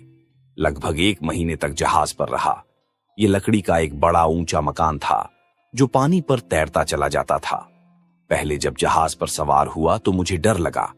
जहां तक निगाह जाती थी ऊपर नीला आकाश दिखाई देता था, नीचे नीला पानी, और उसमें यह लकड़ी का घर बिल्कुल ऐसा ही मालूम होता था जैसे आकाश में कोई पतंग उड़ता जाता हो। कई दिनों के बाद हम एक ऐसे देश में पहुंचे जहां के आदमी लंबे लंबे कुर्ते पहने हुए थे और औरतें सिर से पांव तक एक उजले गिलाफ में लिपटी हुई चली जाती थीं। केवल आंखों की जगह बनी हुई थी। जहाज पर बैठे मुझे बार बार जकिया की याद आने लगी। कहीं वह भी मेरे साथ होता तो कितने आराम से कटती। न जाने उस बेचारे पर क्या बीत रही होगी, मगर अच्छा हुआ कि वह मेरे साथ न था, क्योंकि यहां उससे एक क्षण भी न बैठा जाता। जहाज पर हमारे गांव की तरह का एक आदमी भी न था। सब के सब हमारे साहब ही की तरह थे। एक दिन की बात सुनिए, रात का समय था। मैं फर्श पर लेटा हुआ था कि एकाएक मुझे ऐसा मालूम हुआ कमरे में कोई गा रहा है। वहां कोई आदमी न था। मैं चौंक कर उठ बैठा और इधर उधर देखने लगा, पर कोई न दिखाई दिया। अब मुझसे चुप न रहा गया, जोर जोर से भौंकने लगा। मेम साहब और साहब दोनों मेरा भौंकना सुनकर जाग पड़े और मुझे चुप करने की कोशिश करने लगे। उन्हें देखकर मेरी शंका दूर हुई, लेकिन अब भी मेरी समझ में यह बात न आई कि कौन गा रहा था। इसी तरह एक दिन दूसरी घटना हो गई। जब शाम होती थी, सब कमरों में आप ही आप रोशनी हो जाती थी। दीवार में एक गोल सी डिबिया बनी हुई थी। उस डिबिया में एक पीतल की घुंडी थी। कभी साहब और कभी मेम साहब उस घुंडी को छू देते थे। बस कमरा जगमगा उठता था। मुझे यह देखकर बड़ा अचंभा होता था। मैं सोचता, क्या मैं भी घुंडी छू दूं तो इसी तरह रोशनी हो जाएगी? अगर कहीं मैं रोशनी कर सकूं तो सब लोग कितने खुश होंगे। मैं घुंडी तक पहुंचूं कैसे? वह बहुत ऊंचाई पर थी। आखिर एक दिन मैंने उसको छूने की एक हिकमत निकाली। मैं दोनों पैरों पर खड़ा होकर एक पांव से उस घुंडी को छूना था कि ऐसा मालूम हुआ मेरे पांव में आग की चिंगारी लग गई और सारी देह में दौड़ गई। मैं कुर्सी से नीचे गिर पड़ा और चिल्लाता हुआ भागा। थोड़ी देर के बाद जब जरा चित्त शांत हुआ तो मैं सोचने लगा कि इस घुंडी में जरूर कोई न कोई जादू है। साहब या मेम साहब छुएंगे तो उन्हें भी ऐसी चोट लगेगी। मैंने निश्चय किया, उन्हें किसी तरह न छूने दूंगा। जब अंधेरा हो गया और साहब घुंडी की तरफ चले तो मैं उनके सामने खड़ा हो गया। वह मुझे हटाकर घुंडी के पास बार बार जाते थे और मैं बार बार उनका रास्ता रोक लेता था। आखिर साहब ने मुझे पकड़कर बांध दिया और घुंडी दबा दी। कमरे में उजाला हो गया। उन्हें जरा भी चोट न लगी। कई दिनों के बाद एक दिन बादल घिर आए और आंधी चलने लगी।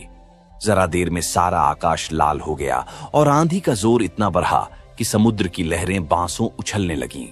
हमारा जहाज लहरों पर इस तरह तले ऊपर हो रहा था जैसे कोई शराबी आदमी लड़खड़ाता हुआ चलता है।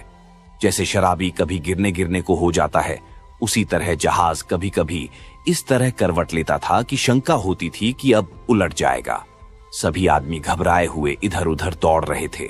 बिजली इतनी जोर से तड़पती थी कि मालूम होता था कि हमारे सिर पर आ गई। बड़ा भयंकर दृश्य था। ऐसी आंधी मेरे जीवन में एक बार आई थी। सैकड़ों मकान गिरने से हजारों जानवर मर गए थे। जहां तहां हजारों उखड़े हुए पेड़ मिलते थे, पर समुद्री आंधी उस आंधी से कहीं प्रचंड थी।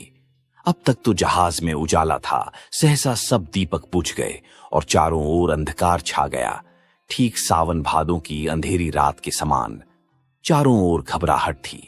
कोई ईश्वर से प्रार्थना कर रहा था। स्त्रियां अपने बालकों को छाती से लगाए दुबकी सिमटी खड़ी थीं।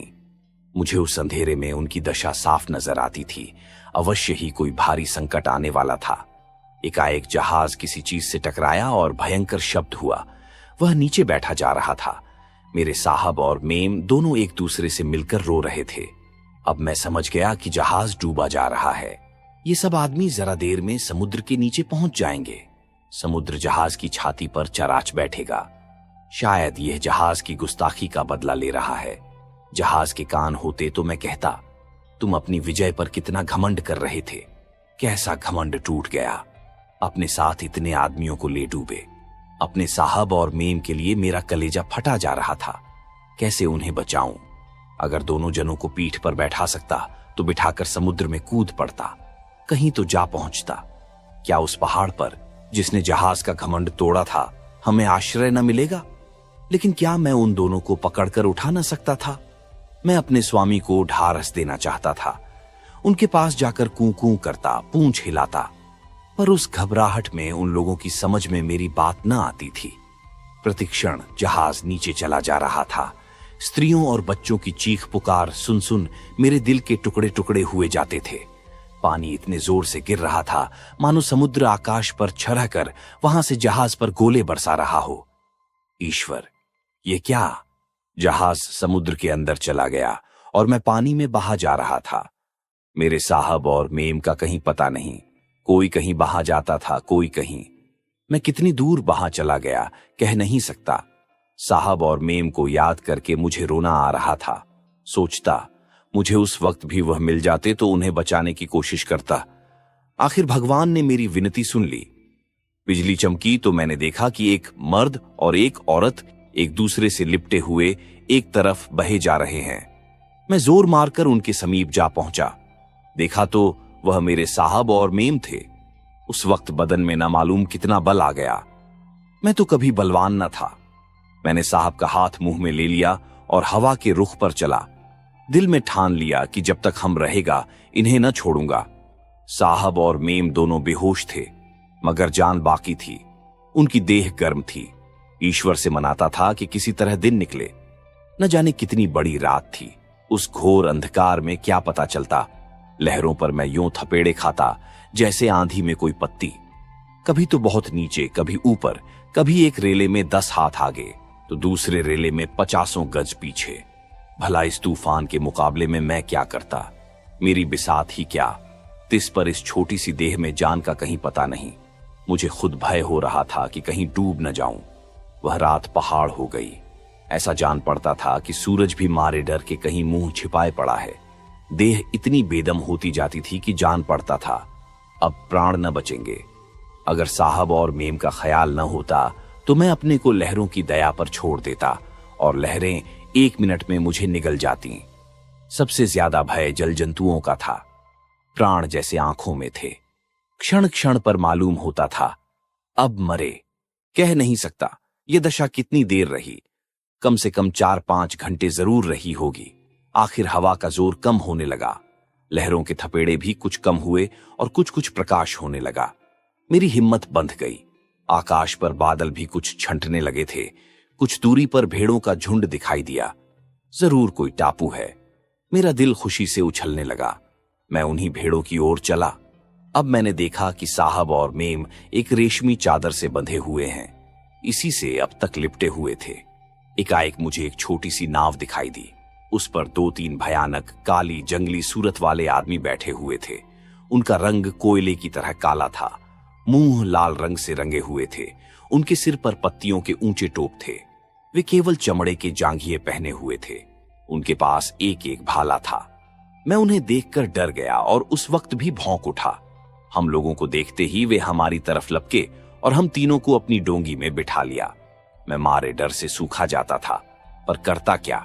अगर डोंगी में न बैठता तो घंटे आधे घंटे में डूबकर मर जाता, क्योंकि मेरे हाथ पांव में ताकत न थी। नाव के एक कोने में खड़ा होकर थर थर कांपने लगा।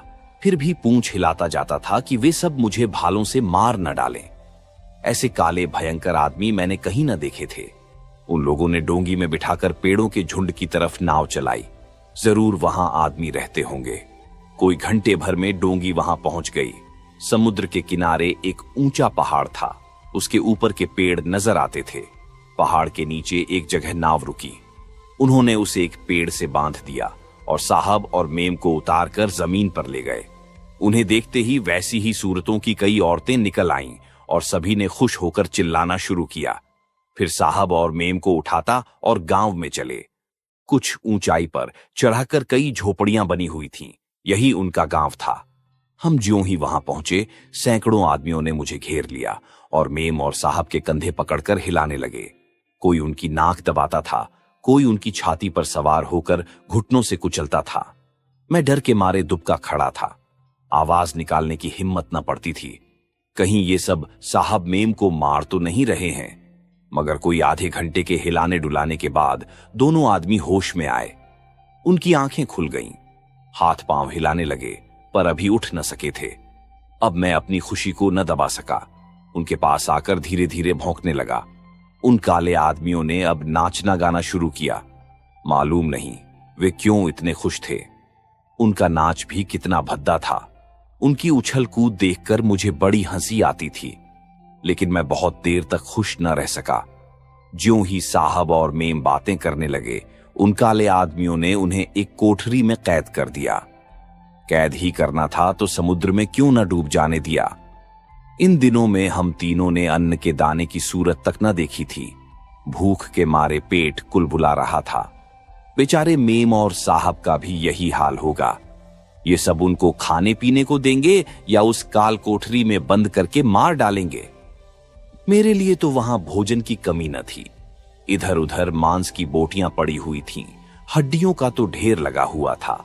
जंगली आदमी मांस ही जाते थे। मैंने वहां कहीं खेत नहीं देखे। एक पेड़ के नीचे मांस का एक टुकड़ा देखकर जी ललचाया कि खा लूं, पर फिर यह ख्याल आया कि साहब और मेम कभी के भूखे पड़े होंगे और मैं अपना पेट भरूं, यह नीचता की बात है। धीरे धीरे दिन बीतने लगा। यहां बहुत गर्मी न थी। साहब लोग जहां कैद थे उसी झोपड़ी के सामने मैं एक पेड़ के नीचे बैठा देखता रहा कि ये लोग उनके कैसा बर्ताव करते हैं, कुछ खाने को देते हैं या नहीं। दोपहर हुई, शाम हो गई, मगर झोपड़ी एक बार भी न खुली। 2 आदमी बराबर झोपड़ी के दरवाजे पर बैठे जैसे पहरा दे रहे हों। धीरे धीरे रात गुजरने लगी, मगर कैद खाना न खुला। अब मैंने मन में ठान लिया कि चाहे जैसे हो एक बार इस झोपड़ी में जरूर जाऊंगा। सभी झोपड़ियों में मांस रखा था। मैं चुपके से एक झोपड़ी में घुस गया और मांस का एक बड़ा सा टुकड़ा उठा लाया। ये लोग मांस चूल्हे पर पतीली में नहीं पकाते थे, आग पर भून लेते थे। मैंने एक बड़ी सी भुनी हुई टांग ली और बाहर लाकर पत्तियों में छिपा दी और सोचने लगा, साहब की झोपड़ी में कैसे जाऊं। वे दोनों यमदूत अभी तक वहीं बैठे हैं। जब तक ये हट न जाएं या सो न जाएं, मेरा जाना मुश्किल था। फिर द्वार कैसे खोलूंगा? मुंह पर एक बड़ा सा पत्थर भी तो खड़ा कर रखा था। मैं उस पत्थर को कैसे हटा सकूंगा? इस चिंता में बड़ी देर तक बैठा रहा। सारी देह चूर चूर हो रही थी। बार बार आंखें झपकी जाती थीं, पर एक क्षण ही में चौंक पड़ता था। इस तरह कोई आधी रात बीत गई। गीदड़ों ने दूसरे पहर की हांक लगाई। मैं धीरे से और दबे पांव झोपड़ी के द्वार पर गया। दोनों यमदूत वहीं जमीन पर पड़े थे। उनकी नाक जोर जोर से बज रही थी। कोई दूर से सुनता तो जान पड़ता 2 बिल्लियां लड़ रही हैं। मैं जान पर खेलकर उस पत्थर को खिसकाने लगा। पूरी चट्टान थी। कितना ही जोर पंजों से लगाता, पर वह जगह से हिलती तक न थी। उधर डर भी लगा हुआ था कि जरा भी खटका हुआ तो ये दोनों जाग पड़ेंगे और शायद मुझे जीता न छोड़ें। मैं सोचने लगा, आखिर इतनी बड़ी और भारी चट्टान ये कैसे हटा लेते हैं। अब तक मैं उसे उठाने की कोशिश कर रहा था। अब मुझे यह सूझी कि चट्टान को लंबान में ढकेल दूं, शायद खिसक जाए। ज्यों ही मैंने भरपूर जोर लगाया, चट्टान जरा सी आगे को खिसक गई। बस उसकी कल मुझे मिल गई। कई बार के ढकेलने से चट्टान द्वार से हट गई। बाईं ओर ऐसी चीज लगी थी जिससे वह दाहिने बाएं की ओर न हिल सकती थी, सीधे सीधे खिसक सकती थी। पत्थर हटते ही मैंने धीरे से द्वार खोला, जाकर गोश्त का टुकड़ा लाया। झोपड़ी के अंदर पहुंचा, देखा साहब और मेम जमीन पर बेदम पड़े थे। मैंने उनके पैरों को मुंह से छांट कर जगाया। दोनों घबराकर उठ बैठे और मारे डर के कोने की तरफ भागे, मगर कूं कूं किया तो समझ गए कल्लू है। दोनों मेरे गले से लिपट गए और मेरा सिर थपथपाकर प्यार करने लगे। मैंने मांस का टुकड़ा साहब के हाथ में रख दिया। उसकी गंध पाते ही वे खाने लगे। उस वक्त मुझे जितना आनंद हो रहा था कह नहीं सकता। दोनों खाते जाते थे और बार बार मुझे प्यार करते जाते थे। जब वे खा चुके तो बचा हुआ टुकड़ा मुझे दे दिया। मैंने उसे वहीं खाया। अब पानी कहां से आवे? खाने के बाद पानी पीने की आदत मेरी तो न थी, मगर आदमी तो खाते समय थोड़ा बहुत पानी जरूर ही पीते हैं। उस वक्त मुझे यह बात याद आई। मैं बाहर निकला और पानी की तलाश करने लगा। वहां उस झोपड़ी के सिवा और किसी झोपड़ी में किवाड़ न थे। झोपड़ियां खुली थीं, लोग उनके द्वार पर सो रहे थे। मैं एक झोपड़ी में घुस गया और पानी के लिए कोई बर्तन खोजने लगा। मिट्टी या दूध के बर्तन वहां न थे। जानवरों की बड़ी खोपड़ियों में पानी रखा था। छोटी छोटी खोपड़ियों में पानी निकालकर लोग पीते थे। मैंने भी एक छोटी खोपड़ी पानी से भरी और उसे दांतों में दबाए साहब के पास पहुंचा। दोनों पानी देखते ही उस पर टूट पड़े और एक ही सांस में पी गए। मैं खोपड़ी लेकर फिर गया और पानी भर लाया। इस तरह 5-6 बार के आने जाने में मालिकों की प्यास बुझी। दोनों को खिला पिलाकर मैं धीरे के निकल आया और द्वार बंद कर फिर चट्टान को ज्यों का त्यों खिसका दिया। मैं चाहता तो मालिकों को भी उसी तरह निकाल लाता, पर जाता कहां? बेगाने देश में रात को कहां भटकते फिरते। ये काले आदमी फिर पकड़ लेते तो जान लेकर ही छोड़ते। इसलिए जब तक उस देश को अच्छी तरह देखभाल कर निकल भागने का मार्ग न निकाल लूं, मैंने उनका यहीं पड़े रहना अच्छा समझा। यही मेरा रोज का दस्तूर हो गया। मैं दिन भर इधर उधर देखभाल करता, रात को साहबों को खिलाता पिलाता और सो रहता। कोई मुझे पकड़ न सकता था, न कोई भांप ही सकता था। मैंने इस वक्त तक कभी चोरी नहीं की थी, लेकिन इस चोरी को मैं पाप नहीं समझता। अगर मैं ऐसा न करता तो साहब मेम जरूर भूखों मर जाते। ये काले आदमी इस तरह साहबों को क्यों कैद किए हुए थे, ये मेरी समझ में ना आता था।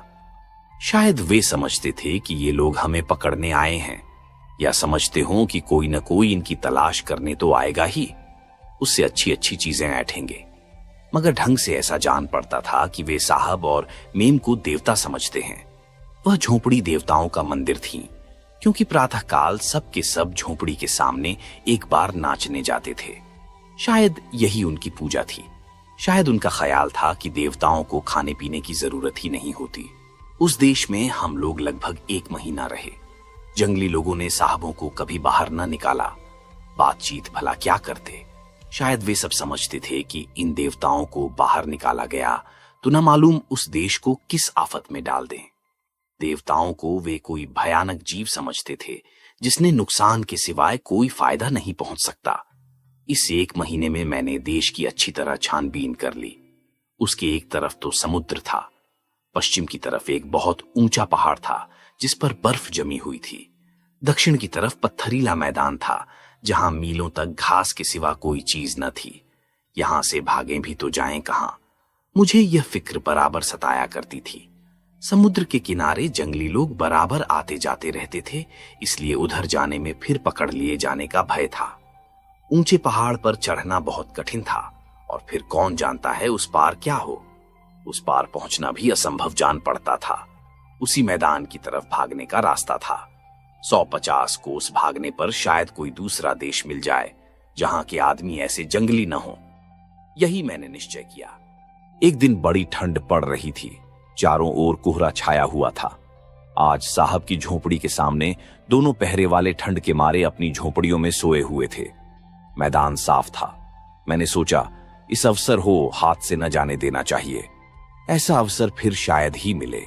जब सब लोग सो गए तो मैंने पत्थर खिसकाया और झोपड़ी का द्वार खोलकर साहब मेम को बाहर निकलने का इशारा किया। साहब मेरे इशारे खूब समझने लगे थे। दोनों प्राणी तुरंत निकल खड़े हुए। मैं आगे आगे चला। 2 दिन का खाना मैंने पहले ही से लाकर साहब को दे दिया था। इसकी चिंता न थी, बस फिक्र यही थी कि हम लोगों का यहां न पाकर वे जंगली आदमी हमारा पीछा न करें। इसलिए रात भर में हमसे जितना चला जा सके उतना चलना चाहिए। खूब अंधेरा छाया हुआ था। मैं तो बेखट के चला जाता था, पर साहबों को बड़ा कष्ट हो रहा था। मेम साहब तो थोड़ी थोड़ी दूर पर बैठ जाती थीं। साहब के बहुत कहने सुनने पर ही उठती थीं। एक बार मेम साहब झुंझलाकर बोली, आखिर इस तरह हम लोग कब तक चलेंगे? साहब, जब तक चला जाए। मेम, यहीं ठहर क्यों नहीं जाते? सवेरे चलेंगे। साहब, और जो सवेरे पकड़ लिए गए तो? मेम ने इसका कुछ जवाब न दिया। फिर चली, मगर भुनभुना रही थीं कि इससे तो हमारी कैद ही अच्छी थी कि आराम से पड़े तो थे। यहां लाकर न जाने किस जंगल में डाल दिया कि प्यासे मर जाएं। कहीं बस्ती का नाम नहीं। इस तरह हम लोग आधे घंटे तक लगे होंगे कि पीछे से बहुत से आदमियों का शोर सुनाई दिया। मालूम होता था सैकड़ों आदमी दौड़े चले आते हैं। मैं समझ गया कि हमारे भागने का भेद खुल गया है और वही लोग हमें पकड़ने चले आ रहे हैं। साहब ने मेम से कहा, लगता है वही शैतान है, हम लोग पकड़ लिए जाएंगे। मेम, हाँ हाँ, मालूम तो होता है। साहब, बेचारा कल्लू यहां तक तो ले आया, अब हमारे नसीब ही फूटे हों तो वह क्या कर सकता है। मेम, हम लोग भी दौड़ें, शायद कहीं कोई ठिकाना मिल जाए। दोनों आदमी दौड़े। वही मेम साहब जिन्हें एक एक पग चलना दूभर हो रहा था, दौड़ने लगी। हिम्मत में इतना बल है। सबसे बड़ी बात यह थी कि पूरब की ओर अब कुछ प्रकाश दिखाई देने लगा था। जरा देर में दिन निकल आएगा, तब हमें यह तो मालूम हो जाएगा कि हम जा किधर रहे हैं, मगर साथ ही साथ हम दौड़ते जाते थे। इस तरह आधा घंटा और गुजरा। अब पौ फटने लगी थी। रास्ता साफ नजर आने लगा, मगर पीछा करने वाले भी बहुत समीप पहुंच गए। उनकी आवाज साफ सुनाई देती थी। भूमि बराबर होती तो शायद वे दिखाई भी देने लगते हैं। मैं ये सोचता हुआ दौड़ रहा था कि अगर सबों ने आ पकड़ा तो हम कैसे अपनी रक्षा करेंगे। सहसा हमें एक गहरी गाड़ सी नजर आई। मैंने सोचा इस गाड़ में छिप जाएं और उसके मुंह को घास फूस से छिपा दें तो शायद उन काले आदमियों से जान बच जाए। अगर पकड़ लिए गए तो फिर उसी काल कोठरी में सड़ेंगे, बच गए तो दिन भर में न जाने हम कितनी दूर निकल जाएंगे। ये सोचकर मैं उस गाड़ के अंदर घुसा। मेम और साहब दोनों मेरा मतलब समझ गए। मेरे पीछे पीछे वे दोनों भी गाड़ में घुसे, पर दोनों डर रहे थे कि कहीं शेर या चिता अंदर न बैठा हो। मैं आगे था। थोड़ी ही दूर गया हूंगा कि दो दीपक से उस अंधकार में जलते दिखाई दिए। मैं जोर से चिल्लाकर पीछे हटा। सामने सचमुच एक शेर बैठा हुआ था। अब क्या करूं? मेरे तो जैसे होश हवास गुम हो गए। मैं ना आगे जा सकता था न पीछे, बस वहीं पत्थर की मूर्ति की भांति खड़ा था। साहब और मेम दोनों बेहोश होकर गिर पड़े। मैं तो भला खड़ा रहा, पर उन दोनों जनों की तो जान ही निकल सी गई। अब मेरे होश ठिकाने हुए। अपना डर जाता रहा। जाकर उन दोनों को सूंघा। मरे न थे, जान बाकी थी। सोचने लगा, अब क्या करूं? एक आफत से तो मर मर के बचे थे, ये नई मुसीबत पड़ गई। मगर यह बात क्या है कि शेर अपनी जगह से हिला तक नहीं, कूद कर झपटना तो दूर रहा। चुपचाप मेरी ओर ताक रहा था। मुझे उसकी आंखों में कुछ ऐसी बात नजर आई कि मेरा खौफ जाता रहा। मैं डरते डरते एक कदम और आगे बढ़ा, फिर भी शेर अपनी जगह से न हिला। अब मेरे कानों में धीरे धीरे कराहने की आवाज हुई। समझ गया, बीमार है। जरा और पास गया तो शेर ने दर्द भरी आवाज मुंह से निकाली और अपना अगला दाहिना पैर उठाया। वह बुरी तरह फूला हुआ था। अब समझ में आ गया, इसी वजह से यह महाशय दम साधे बैठे हुए थे। बार बार पूंछ हिलाते थे, जम्हाइयां लेते थे और हम लोगों को कूं कूं करते थे। जरूर इसके पांव में कांटा चुभा हुआ है, मगर मैं कैसे निकालता? यहां भी तो दांत बिल्कुल शेरों ही जैसे हैं। पहले तो जी में आया कि ये कुछ कर तो सकते नहीं, इन्हें यहीं पड़ा रहने दूं। कहीं ऐसा ना हो कि कांटा निकलते ही इनका मिजाज बदल जाए और एक ही जस्ट में हम तीनों को चट कर जाएं। मगर फिर दया आई। ऐसा तो हम लोग कभी नहीं करते कि किसी का एहसान भूल जाएं। यह भी तो हमारी बिरादरी का जीव है। ये सोचकर मैं साहब के होश में आने की राह देखने लगा। आखिर थोड़ी देर में उनकी आंखें खुलीं। मुझे शेर के पास बैठे देखकर कुछ हिम्मत हुई।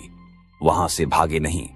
शेर ने उन्हें देखकर भी पूंछ हिलाना शुरू किया और बार बार अपना सूजा पंजा उठाने लगा। साहब भी समझ गए कि शेर लंगड़ा है। साहब ने मेम को कई बार झिंझोड़ा। जब मेम को भी होश आ गया तो दोनों आपस में कुछ देर तक बातें करते रहे।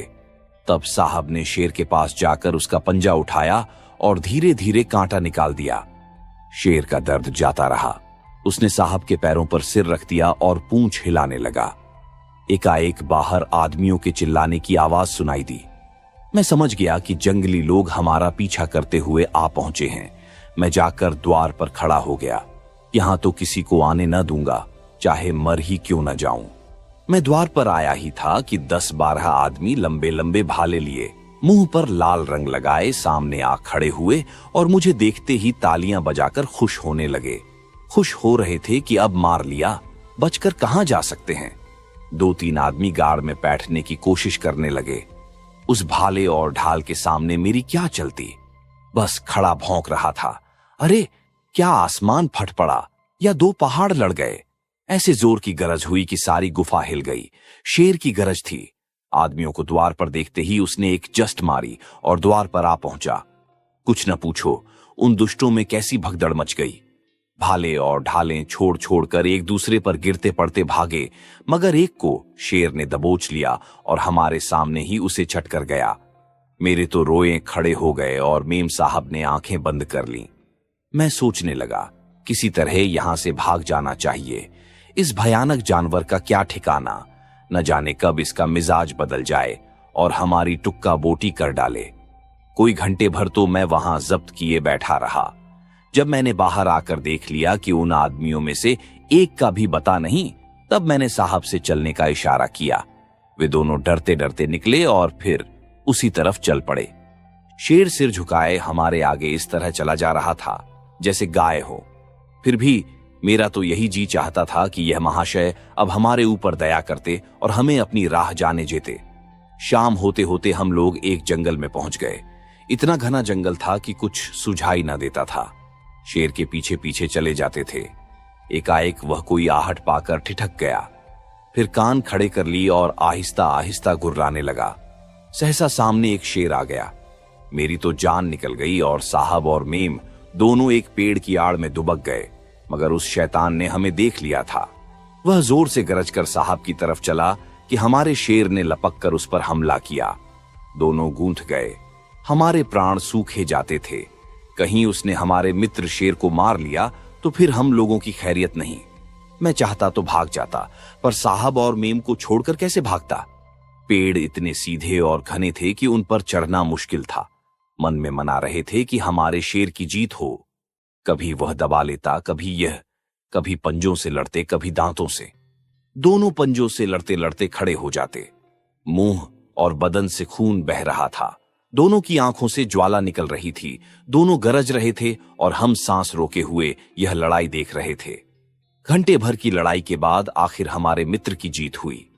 उसने उसे चित्त गिरा दिया और पंजे से उसका पेट फाड़ डाला। हम तीनों खुशी से नाचने लगे, मगर हमारे मित्र शेर का भी कचूमर निकल गया था। सारी देह जख्मों से चूर हो रही थी। वहीं लेट गए। हमने भी वहीं रात काटी। खाने को कुछ न मिला। साहब और मेम ने रास्ते में कोई फल खाया था, पर मुझे फलों से क्या मतलब। मुझे तो शिकार चाहिए और अंधेरे में कोई शिकार करना कठिन था। मैं उपासा ही रह गया। दूसरे दिन हम लोग समुद्र के किनारे पहुंचे, मगर अफसोस, मैं समुद्र के किनारे किसी शिकार की टोह में था कि हमारे मित्र शेर ने, जो थक कर एक चट्टान की आड़ में बैठा था, धीरे धीरे कराहना शुरू किया। मैंने जाकर देखा तो उसकी आंखें पत्थर आ गई थीं।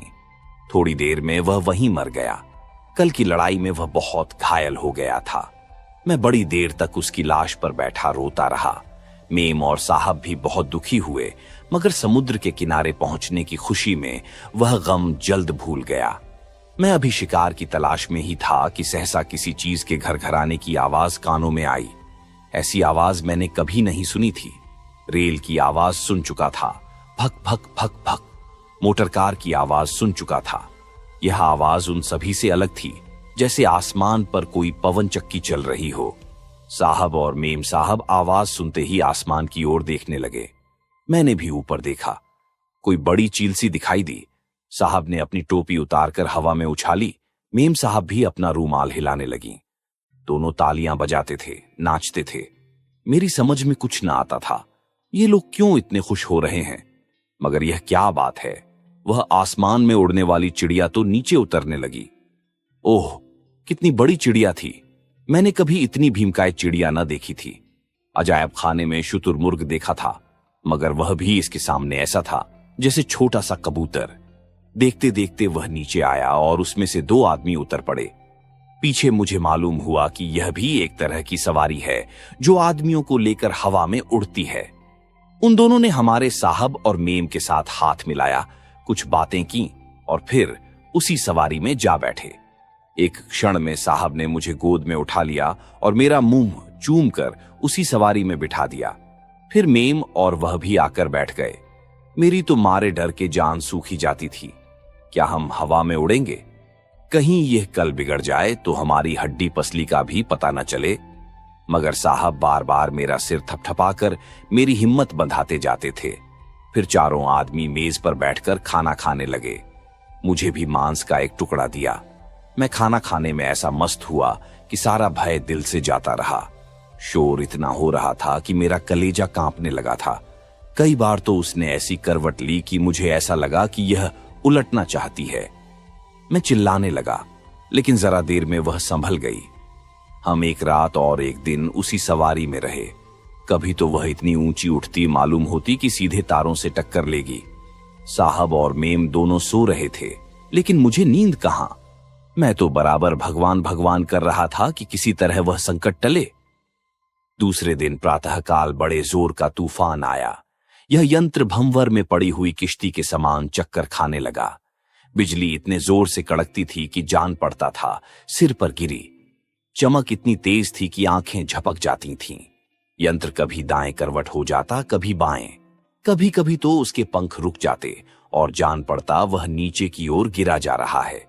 चारों आदमी घबराए हुए थे और ईश्वर ईश्वर कर रहे थे। मेम साहब तो आंखों पर रूमाल रखे रो रही थीं। घबराया मैं भी कुछ कम न था, मगर मेम साहब के रोने पर मुझे हंसी आ गई। पूछो, उनके रोने से क्या तूफान चला जाएगा? वह समय रोने का नहीं, दिल को मजबूत करके खतरे का सामना करने का था। लेकिन समझाता कौन? आखिर 1 घंटे में अंधड़ शांत हो गया और यंत्र सीधा चलने लगा। दोपहर होते होते वह एक बड़े मैदान में उतरा जहां झंडियां घड़ी हुई थीं और उसी तरह के कन्नी और यंत्र रखे हुए थे। साहब ने मुझे गोद में लेकर उतारा और एक मोटर कार पर बैठकर चले। अब मैंने देखा तो हम साहब के बंगले की ओर जा रहे थे। मेरे कितने ही दोस्त पुरानी सड़कों पर घूमते नजर आए।